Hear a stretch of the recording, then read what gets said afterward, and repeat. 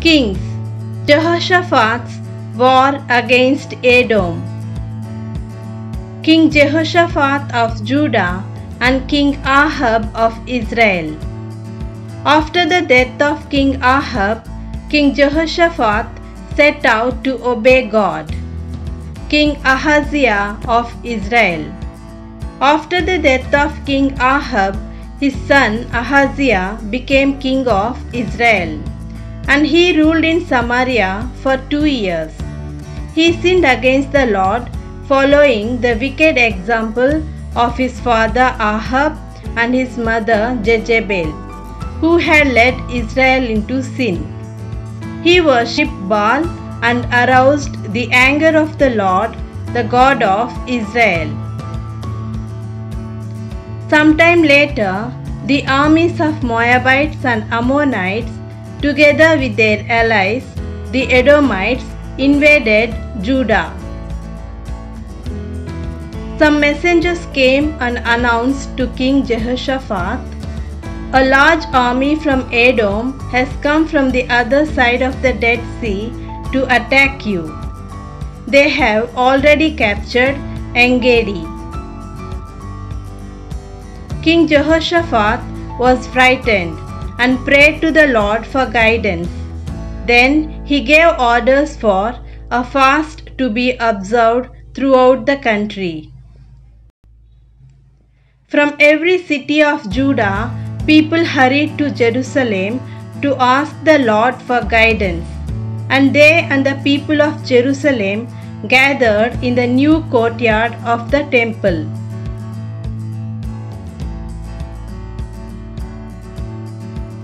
King Jehoshaphat went and stood before them and prayed aloud, "O Lord, God of our ancestors, you rule in heaven over all the nations of the world. You are powerful and mighty, and no one can oppose you. You are our God. When your people Israel moved into this land, you drew out the people who were living here and gave the land to the descendants of Abraham to be theirs forever.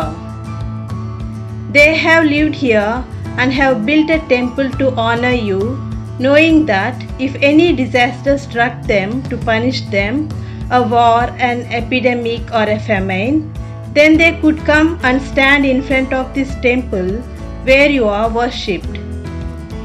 They could pray to you in their trouble, and you would hear them and rescue them."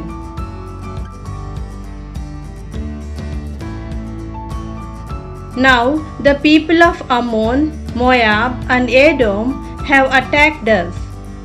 When our ancestors came out of Egypt, you did not destroy them. This is how they repay us. They come to drive us out of the land that you gave us. You are our God. Punish them, for we are helpless in the face of this large army that is attacking us. We do not know what to do, but we look to you for help.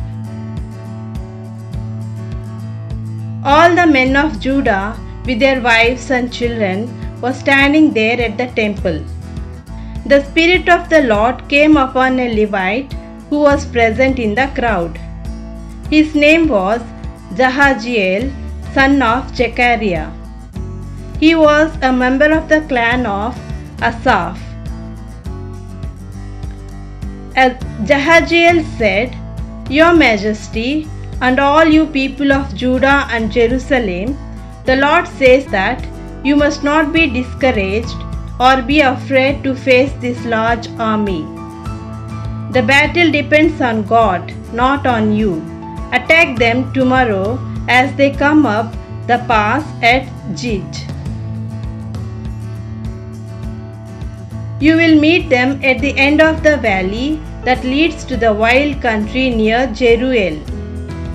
You will not have to fight this battle. Just take up your positions and wait.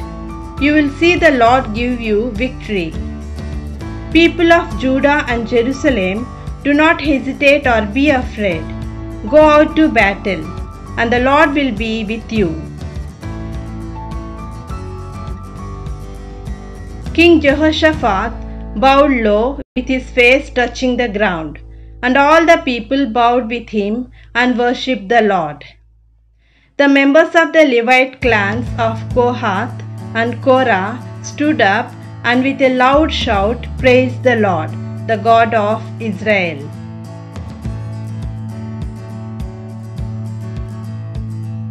Early the next morning, the people went out to the wild country near Tekoa. As they were starting out, Jehoshaphat addressed them with these words: Men of Judah and Jerusalem, put your trust in the Lord your God, and you will stand firm. Believe what his prophets tell you, and you will succeed. After consulting with the people, the king ordered some musicians to put on their robes they wore on sacred occasions and to march ahead of the army, singing, Praise the Lord, his love is eternal. When they began to sing, the Lord threw the invading armies into a panic. The Ammonites and the Moabites attacked the Edomite army and completely destroyed it, and then they turned on each other in savage fighting.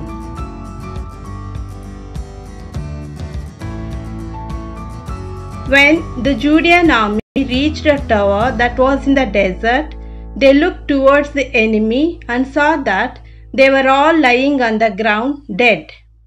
Not one had escaped.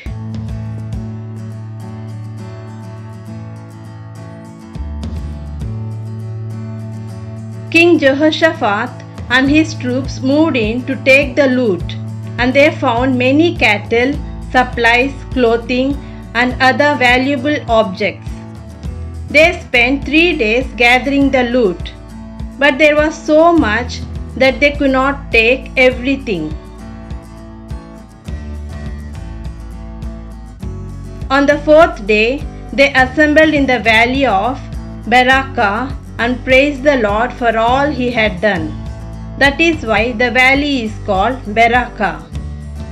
Jehoshaphat led his troops back to Jerusalem in triumph because the Lord had defeated their enemies. When they reached the city, they marched to the temple, to the music of harps and trumpets. Every nation that heard how the Lord had defeated Israel's enemies was terrified.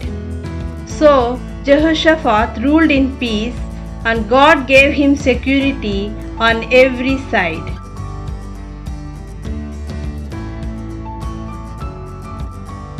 Jehoshaphat and Ahaziah. At one time, King Jehoshaphat of Judah made an alliance with King Ahaziah of Israel, son of King Ahab and Queen Jezebel, who did many wicked things.